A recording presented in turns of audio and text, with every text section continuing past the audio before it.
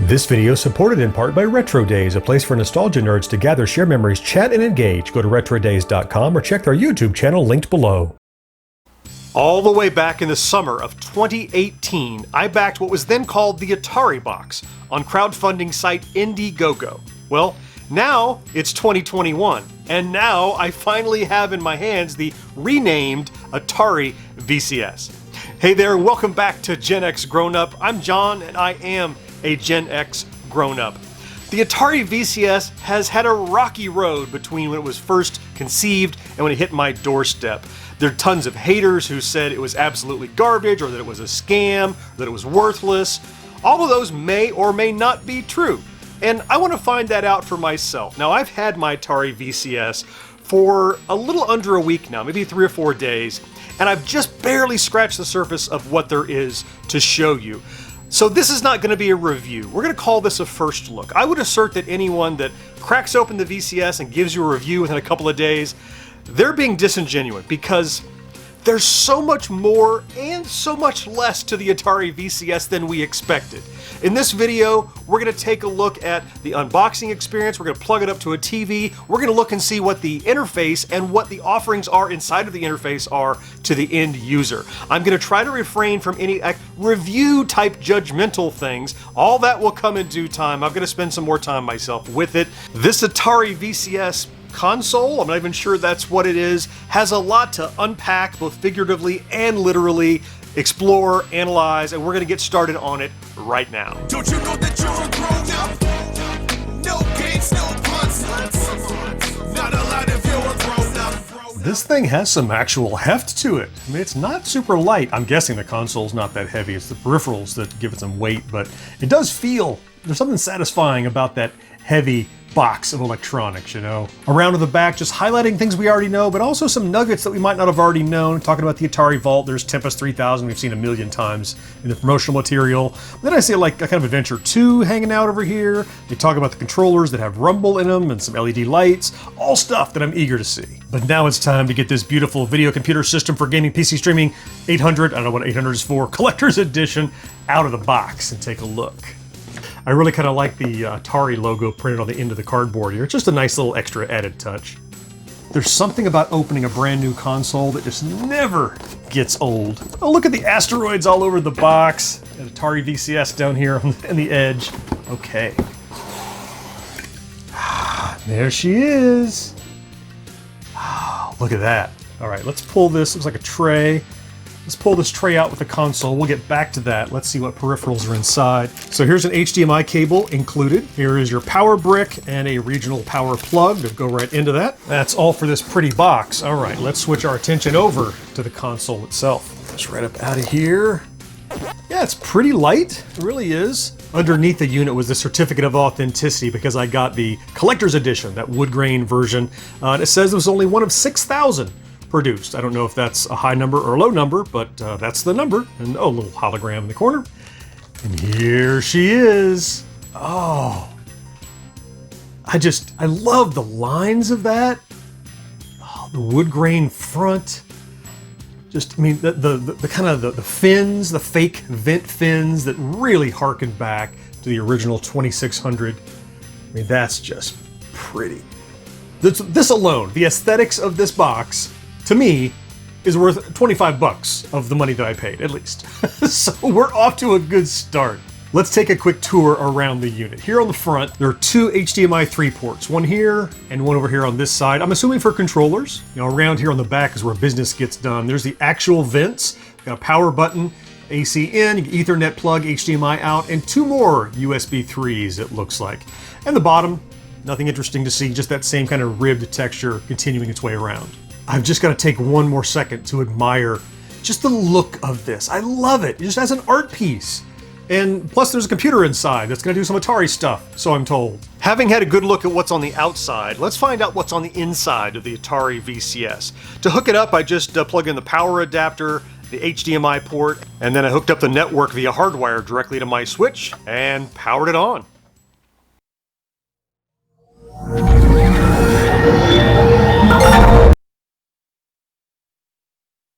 Here we are then on the login screen. I've already gone through the process of creating an account with the Atari VCS or the Atari Network or whatever it's called. So I just need to log in and provide my PIN to get going. And next. Aw, hi. Hi to you too. So you're presented with this Atari VCS dashboard. Across the top you can see the navigation. Up here there's Home, Games, App Store, and System. And everything kind of looks like this kind of shelved, compartmentalized area. So Home is what you put on the home screen. So let's come over on Games. What comes with it in the box is the Atari VCS Vault. That's a little bit of a cheat. It's a misnomer because it's the Atari Vault that you can get today on just about any platform. There's about 100 games in it. There's the Atari VCS games and some Atari arcade machine originals in there. You can also get a free copy of this recent Missile Command Recharge. I did a review of that for the mobile not long ago. I'll throw a link up in the corner there if you did or did not, if you want to see that. Let's keep moving across though. Looks like up here there's apps. So these are all the things that aren't games, right? So there's a Chrome browser. You can use Discord for communication. The Atari VCS Companion, that is interesting. That's a phone app that allows you to control your VCS through the network and have a mouse and controller right on your touchscreen phone. I also downloaded Plex because I use Plex for my media, and you can browse Plex right here inside of the system. You can also view YouTube. Now what I have found so far is that some of these work okay with a controller, but some of them really need you to plug in a mouse and keyboard. And the Atari VCS is completely compatible with just about any standard like HID, USB keyboard that you could plug in, just a standard, human interface device. The store is kind of odd in that, what is it? So they talk about the VCS as being a platform for games. It's a console, but it really, you know what it feels like to me right now? This whole store feels kind of like the early days of Xbox Live Arcade, if you were an Xbox 360 user back when that first started. And there were 4 or 5 games, and they weren't sure how it was going to position itself or how it was going to work. It feels like that. It's just some random games running anywhere from $25 down to free or $5 that you can download between apps and games. And yes, that is a game called A Fart from Melusina. Yeah, that's a real thing. So you can go into any one of these. We'll look at this particular one, and you can see some screenshots of what the game looks like. And it just looks like a cute mobile game. It's collecting coins and treasures and fighting monsters. It's not like a modern mainstream console type of quality game that I can see. It feels a lot more like mobile gaming, casual gaming, which is not terrible. I kind of like the art style that the covers kind of reminiscent of old Atari VCS cartridge covers a little bit. They do use that Atari cartridge font throughout the UI, which I really appreciate because I love that font. Before we hop into any of the apps in particular, let's look at some of just kind of the back-end system settings where you can set up your account, devices you're communicating with, Bluetooth, stuff like that, and then storage. It has a 32 gig internal storage, and you can kind of see what's on it. Not unlike any other modern console, I guess, where you can go through and see what's using up storage and you can delete that stuff. Now, I think it's important to point out that what you're seeing here, I've not purchased anything beyond the original console purchase. All the apps you see me running, I downloaded. They're completely free, like Discord or Plex, or Missile Command Recharged, which I mentioned is also here. So let's look at what it's like to launch and play a game inside of the console. We're going to launch the Atari VCS Vault, which is really just the Atari Vault.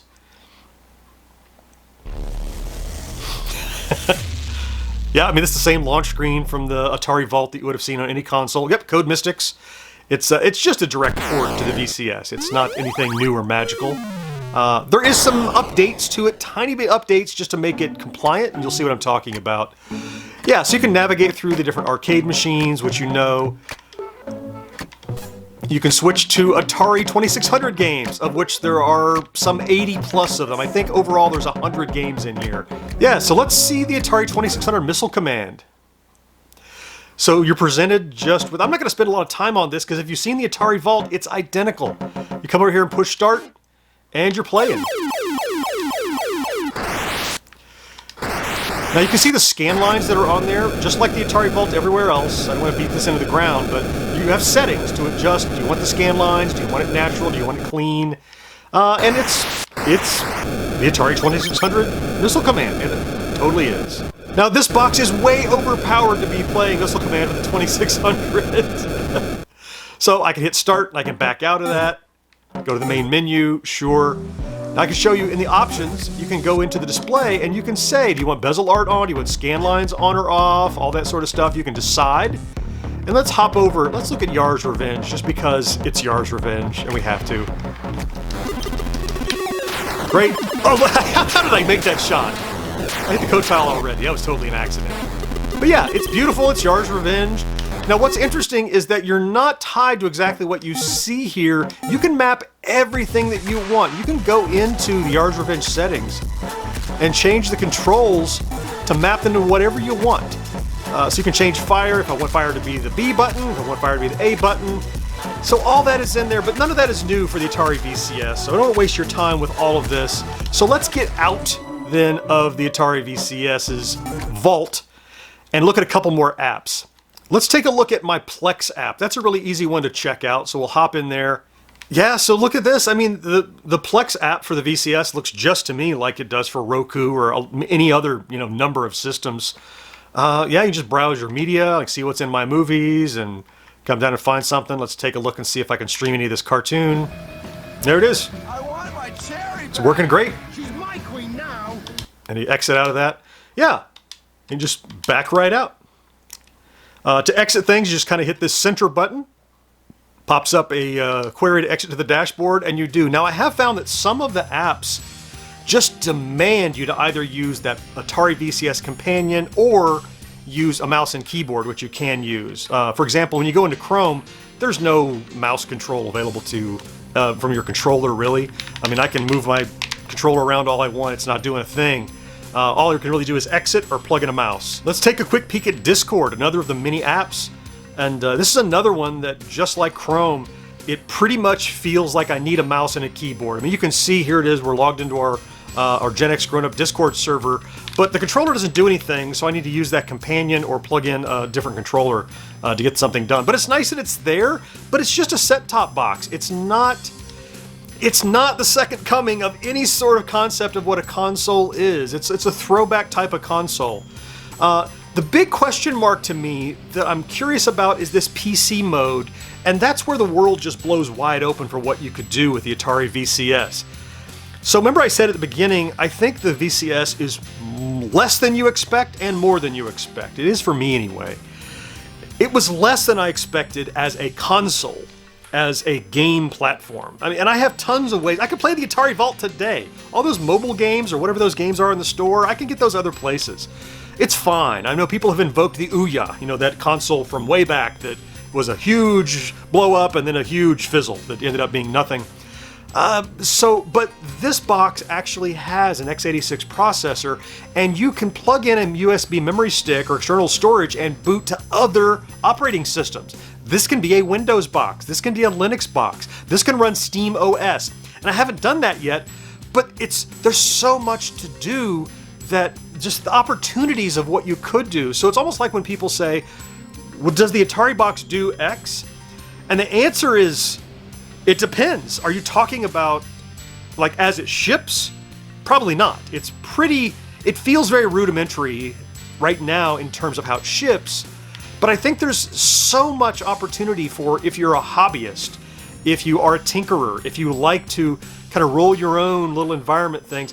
As a console for what it does out of the box with no other expansion at $250 to $300, there's a lot not there. But as a $250 computer that can do lots of other things, there are so many different directions that I could go with the review that I'm just going to have to compartmentalize, and I think I'm going to review the unit based on how it ships, what it is, but mention, I think, the possibilities. There's so much more for me to dive into. I'm going to spend another week or so playing with the Atari VCS. We're going to have a live stream coming up soon, so make sure you check that out. I really hope you enjoyed this quick first look at the Atari VCS, and I will talk to you next time. Bye-bye. Hey, you made it to the end. If you liked this video, the best way to say thanks is to watch one more. Here are a couple suggestions that you just might enjoy. And if you love our content, maybe consider becoming a Patreon supporter by following the link on screen. Unacceptable for grown-ups. Your dinner cannot just be french fries.